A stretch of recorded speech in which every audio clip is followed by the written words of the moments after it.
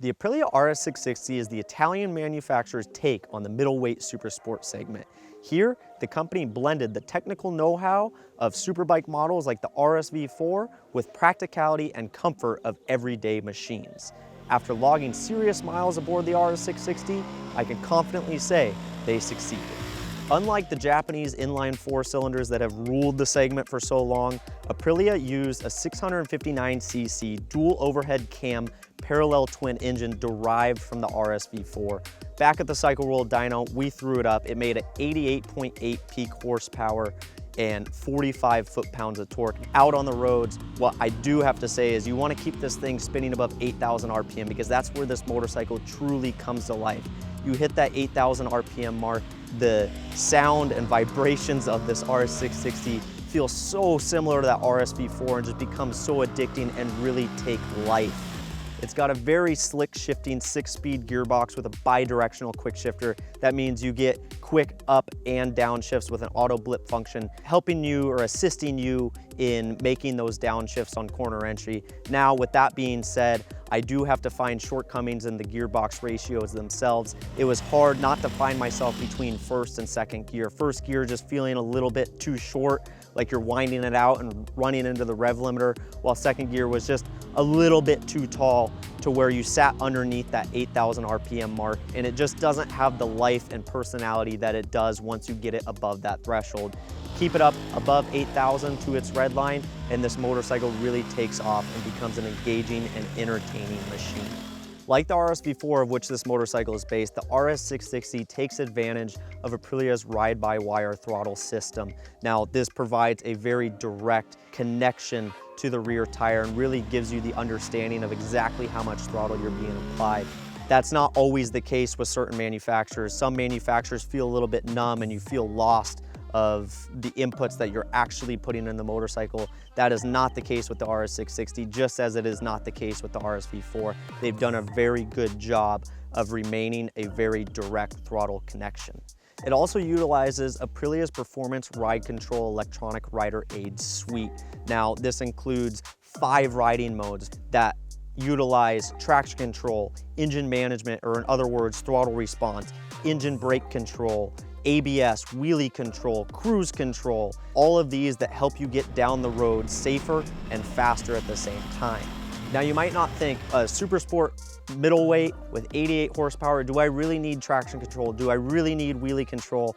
On the RS660, I'm not gonna say that you do, but they really do help extract the performance of this motorcycle. It really became clear how well these rider aids work once I switched into the individual rider mode where I was able to customize my settings. I went and turned off all of these settings just to get a complete feel for the motorcycle, and the motorcycle truly came to life. That's not to say it doesn't have personality with all the rider aids turned on, but what I am saying is that the traction control, the wheelie control, they do a great job of intervening and working without hindering the experience of riding the motorcycle. The traction control and the wheelie control in specific help usher the motorcycle off of the corner and really lay down the power without acting more so of a safety net and holding you back. The entire suite is accessed via the colorful TFT dashboard perched behind the handlebars, and it really allows quick, easy access to navigate through the settings, get to them, change them, and then head back to just your riding experience.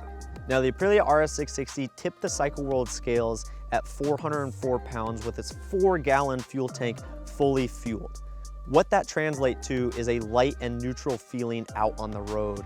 You have a very composed and solid chassis out on the road with a lot of connection to the contact patch of the Pirelli Diablo Rosso Corsa 2 tires. That gives a lot of confidence to run it in hotter, flick the motorcycle side to side with very minimal effort, and kind of just tear through the back roads.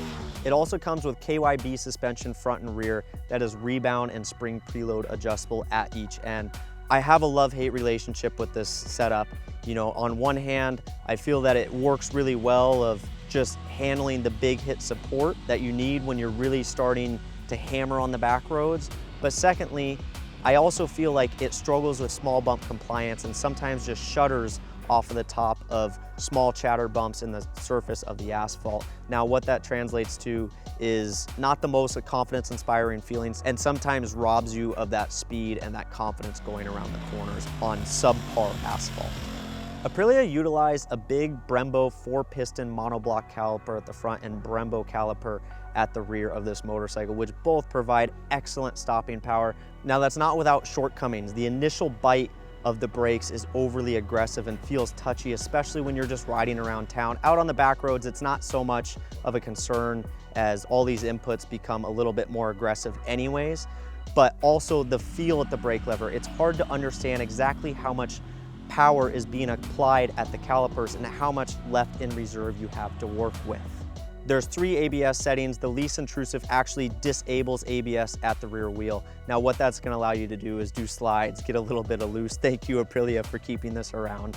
It just makes this motorcycle a little bit more fun. Otherwise, the ABS intervention is somewhat minimal. I never really felt that using the brake lever, did I feel the pulses within my fingers and start to hinder my ability to actually stop the motorcycle. Kudos to Aprilia for dialing in excellent ABS logic there. Paired with the braking performance is Aprilia's engine brake control. Now this comes in 3 levels. I actually found myself in the middle setting with a balance of feeling like I was freewheeling into a corner like I would be on a 2-stroke while not being in the most aggressive setting like a big V-twin. Now what this allowed me to do is utilize that RPM, take advantage of what this motorcycle has to offer and get me into the corners with confidence. Now, the ergonomic package of the RS60. It looks super sport, it feels super sport out on the road, but the ergonomics do not suggest that it is a full-blown super sport competition-inspired machine. Unlike the RSV4 and other competition-inspired machines, the RS660 does not have full-blown clip-on handlebars, so you do not feel like you're over the top of the motorcycle with your wrist in an awkward position. Same goes with the seat to foot peg position. It's a little bit more stretched out than you might find on a true super sport machine. But what I have to say is it allows you to get in an aggressive stance, really manipulate and hustle the motorcycle underneath you through all the twisties without being too aggressive to get cramped on the long days. Now what I have to say is out testing this motorcycle, I spent hundreds of miles on this motorcycle in a day and I can't really complain about my legs ever feeling bound up or cramped by the end of our rides. And to that point, that is what is going to make the Aprilia RS660 not just a backroad canyon carver, but just an overall good everyday motorcycle. I don't think that you'll grow tired riding this motorcycle to and from the office, to and from the grocery store.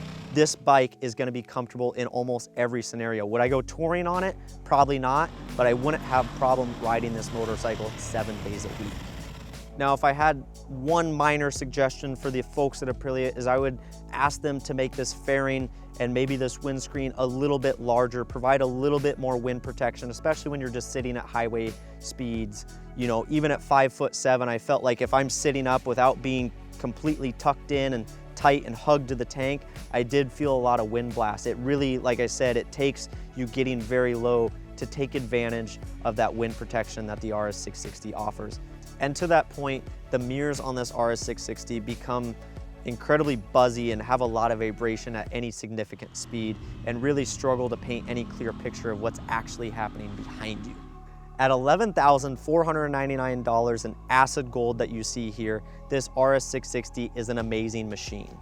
Aprilia crushed it with this parallel twin engine. It really has a lot of character and personality while also being more practical than some of those inline-fours that we talked about earlier on. The chassis is nimble, light, and communicates well, even if those suspension shortcomings hinder its performance just slightly, but overall a very sound ride. It's also got that full electronic rider aid suite that really helps you extract the performance of this motorcycle and also just adds a premium feel.